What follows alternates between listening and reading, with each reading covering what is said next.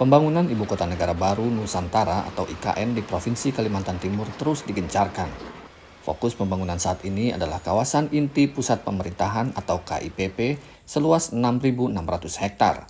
Di kawasan ini akan dibangun Istana Presiden, kantor kementerian dan lembaga negara, serta hunian untuk aparatur sipil negara, dengan target pembangunan hingga tahun 2045. Kepala Otorita IKN menjelaskan, nantinya IKN tidak hanya menjadi kota pemerintahan saja, namun juga menjadi kota yang semarak.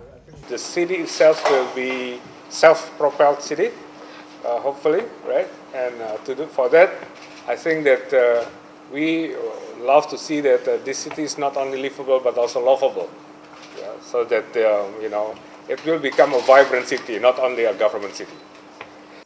Sejumlah pihak dari dalam dan luar negeri menyatakan ketertarikannya untuk berinvestasi di Ibu Kota Nusantara, termasuk Tiongkok yang selama ini gencar dengan proyek-proyek infrastruktur di Indonesia melalui prakarsa sabuk dan jalannya.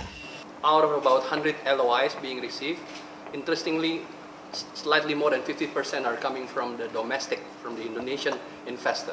And the remaining 50% that comes from the international, the largest right now comes from Malaysia, and slightly below Malaysia, interestingly, it's equal between the US and China in terms of number of LOIs being signed.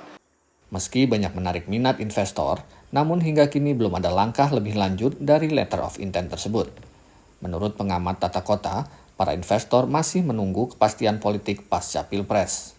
Kalaupun sudah ada dikatakan LOI ya, letter of interest gitu ya, saya belum melihat actual investment-nya itu ya, bahwa mereka benar-benar akan membangun, itu semua menunggu 2024 gitu. Pembangunan IKN ini membutuhkan biaya sekitar 32 miliar dolar Amerika atau sekitar 486 triliun rupiah. 20%-nya akan ditanggung APBN, sementara sisanya bergantung pada swasta. Investor nasional bahkan asing juga pada posisi wait and see-nya. Nah ini akibatnya apa Mas? Akibatnya tadi pembangunan IKN sampai dengan 2024 nanti murni APBN. Dan secara teknis ini akhirnya membebani APBN sebenarnya. Kawasan IKN terdiri dari 9 wilayah perkotaan termasuk KIPP.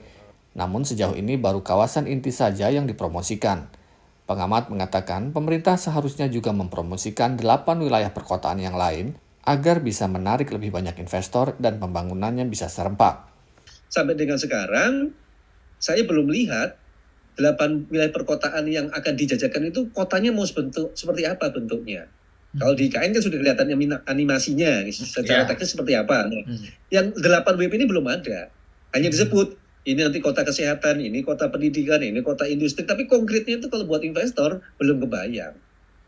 Menurut pengamat tata kota, membangun sebuah kota dengan segala fasilitasnya, idealnya membutuhkan waktu 20 hingga 25 tahun. Hingga awal Maret ini, progres pembangunan fisik di IKN mencapai sekitar 23%. Untuk hunian pekerja konstruksi sudah mencapai 92%. Bendungan Sepaku Semoy sebagai penyedia air baku untuk kawasan IKN sudah selesai 85%. Sementara untuk Istana Presiden, pembangunannya baru mencapai 8%. Presiden Jokowi sendiri menargetkan upacara peringatan 17 Agustus 2024 mendatang akan digelar di IKN. Dari Jakarta, Ahadian Utama, Nabila Ganinda, Indra Yoga, dan tim VOA.